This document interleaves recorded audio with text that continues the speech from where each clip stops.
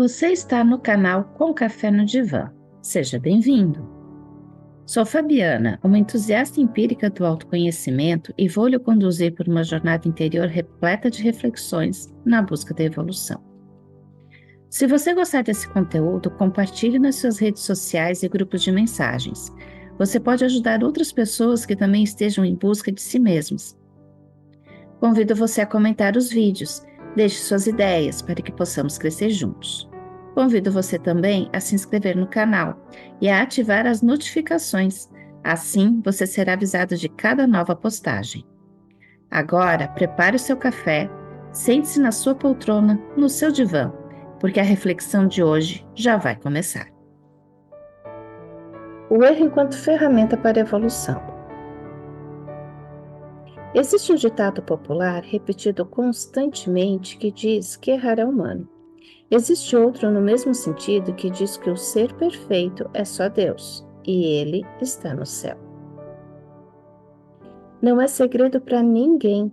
Somos conhecedores da nossa estrutura falha e conduta imperfeita, o que nos leva a adotar muitos comportamentos equivocados. E por isso, muitas vezes, esses ditados são usados para nos justificar, amenizando a dor da culpa ou explicando o nosso comportamento ou decisão para quem possa ter sido atingido pelos nossos erros. O fato é que ninguém gosta de errar. Bom seria que tudo o que fizéssemos desde o início trouxesse o resultado que consideramos o correto. Bom seria se fôssemos perfeitos e todos os nossos passos pudessem calculadamente levar-nos para o lugar da alegria, da vitória, da conquista, do galardão.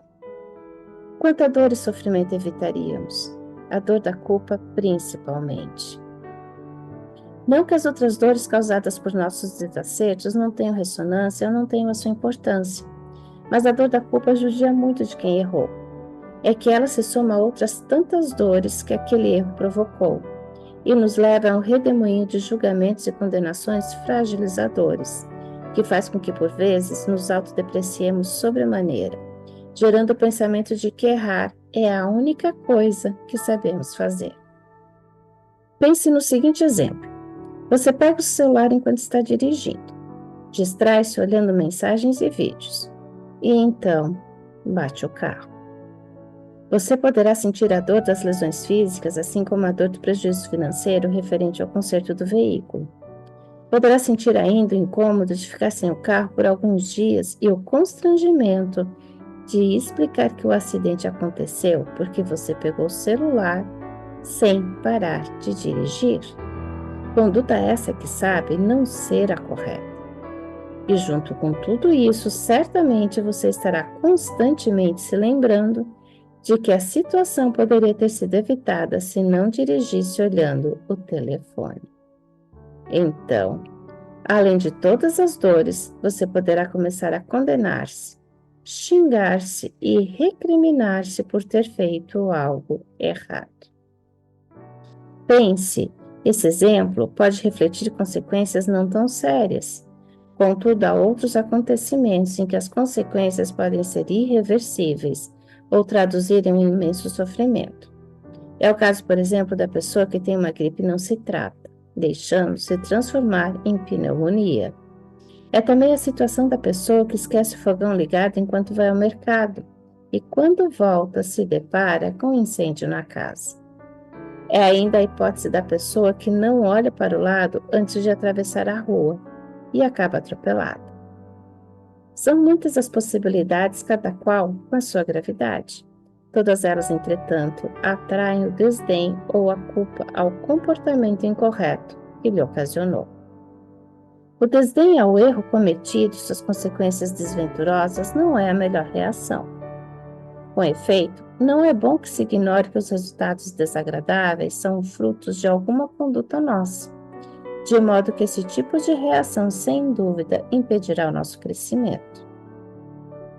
Veja bem, só é possível evoluir quando olhamos com humildade para a nossa conduta, aceitando-a e examinando. Então, primeiro devo aceitar que pratiquei comportamento falho. Depois, devo examinar o que me levou a praticá-lo e também as suas consequências.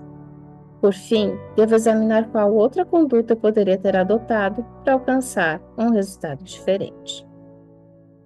Sem esse processo, não há evolução. Assim, quando desprezo a minha conduta errada, seja não pensando nela, seja negando-a, ou seja fazendo piadas a seu respeito, transformo toda a riqueza evolutiva em tábula rasa. Todo o autoconhecimento que poderia ser extraído é ignorado, e com isso, as chances da mudança, de crescimento pessoal, são aniquiladas. De fato, não é possível atentar-se às profundezas do inconsciente para descobrir se os gatilhos que nos levam a praticar certos comportamentos considerados falhos, se a sua prática é negada. Na medida em que se deixa de pensar no fato, ou se diz que certa conduta não foi praticada, fecha-se as portas da autoanálise e, consequentemente, cria-se a possibilidade das infinitas repetições. De igual forma, ao começar-se a fazer chacota sobre os erros, manda-se uma mensagem para o inconsciente de que aquele comportamento ou não é importante ou é extremamente constrangedor. Em ambas as hipóteses, a capacidade de maior exame da situação é aniquilada, pois ninguém dedica tempo ao que não importa, assim como existe uma grande dificuldade em parar-se para pensar em fatos que causam constrangimento. Por outro lado, encher-se de culpa pelo erro praticado também não é bom. Como falei em um dos vídeos passados, a culpa paralisa. Quando deixamos a culpa nos dominar por causa dos nossos erros, fazemos com que nossa vida fique estagnada. Ficamos sem força para prosseguir, na medida em que a culpa consome a nossa vitalidade. A culpa corrói nosso poder de análise. Tudo o que ela nos faz perceber é a nossa imperfeição. Ela tira do nosso campo de visão a nossa capacidade de mudança, de crescimento e de acerto. Em resumo, a culpa também impede a nossa evolução, pois ela não permite que façamos aquele exercício que mencionei antes. Aceitar que praticamos o erro, analisar o que nos levou a praticá-lo e quais foram as suas consequências, e, por fim, avaliar o que poderia ter sido feito de outra forma. É muito importante analisar se o que nos levou a errar. Foram mágoas não tratadas? Foram distrações? Foi uma sensação de vazio interior? Foi o sentimento de incompetência? Lembre-se que a nossa lapidação interior depende de sabermos o que motivou o desacerto e o que nos impediu de perceber que aquela atitude não era correta. Logo, seria muito melhor se na hora do erro conseguíssemos olhar para nós com benevolência, que não nos desprezássemos, justificando-nos com a imperfeição inerente à natureza humana, e com isso desguarnecendo-nos de toda e qualquer preocupação com a possível correção de volta. Ou que não nos condenássemos, enchendo-nos de culpa como se por termos a natureza falha, não pudéssemos retificar nossos equívocos. Nem ao céu nem ao inferno. Bom seria que pudéssemos entender que vivemos sob a condição humana com o objetivo de evoluir. Bom seria que pudéssemos entender que a evolução depende de que os erros sejam praticados, para que as nossas fragilidades, vulnerabilidades e imperfeições nos sejam apresentadas, tornando-se conhecidas por nós. É só dessa forma que poderemos nos trabalhar e buscar ser uma pessoa melhor. De fato, não há como melhorar o que já é perfeito.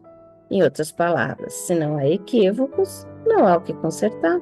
E assim, não há necessidade de crescimento, pois a evolução total já aconteceu e a perfeição já foi alcançada. Bem, por isso, deve-se ter em mente que, antes de mais nada, nosso erro, seja ele qual for, é uma ferramenta evolutiva.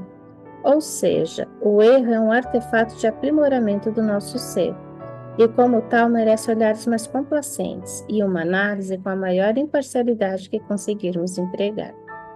Só assim nos será viabilizado o alcance de conclusões assertivas sobre quem somos, como somos e também sobre como podemos evitar a repetição do comportamento que consideramos erro. Certamente, em alguns casos, todas as respostas necessárias serão facilmente alcançadas. Contudo, haverá situações em que precisaremos investigar as profundezas da nossa psique, para podermos corrigir comportamentos desajustados. Entretanto, em todas as hipóteses em que aceitarmos o erro e praticarmos a autoanálise, estaremos evoluindo. Então, agora chegou a hora do café. Prepare a sua bebida, sente-se no seu divã e pense. Examine-se, reveja a sua vida, identifique os seus erros e os seus equívocos, os seus desacertos. Analise o que lhe levou a praticá-los, o que eles revelam acerca da sua personalidade, do que lhe é motivador ou desestimulante. Reflita também sobre como pode consertar os seus equívocos e ainda como pode evitá-los. E dessa forma, evolua, aprimore o seu ser. Seja uma pessoa melhor. Por hoje é isso. Pense, reflita sobre o que você escutou. Analise-se e conheça um pouco mais de si mesmo. Se achar necessário, escute novamente esse vídeo. Escute quantas vezes quiser. E até o próximo episódio de Com Café no Divã.